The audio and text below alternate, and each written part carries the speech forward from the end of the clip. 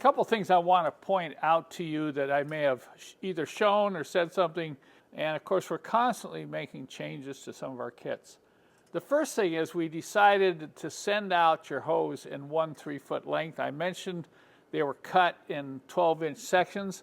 Well, you may find on your particular brake master cylinder that you might want one piece a little bit longer. So we're just going to ship out a 3-foot piece, and you will cut it to length.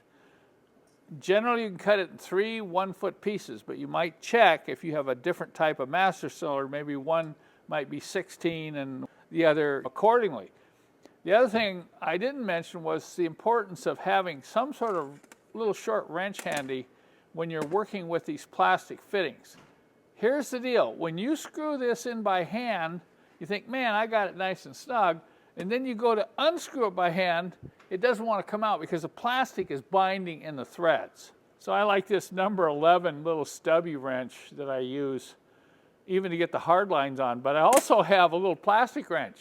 You know, I laugh about all the tools we make around here. We make this around here and use in our shop for little applications like this, see, where you just want to loosen this little plastic fitting up. So I just want to warn you, when you run these in by hand and you get ready to take them out, they're probably not going to come out by hand. You can use a little green wrench if you can find one somewhere. But this wrench here is really handy because you can get down in the engine compartment and get those hard lines, the original brake lines, in and tightened up. But you want to get these plastic fittings out, you're going to have to loosen them up with a wrench.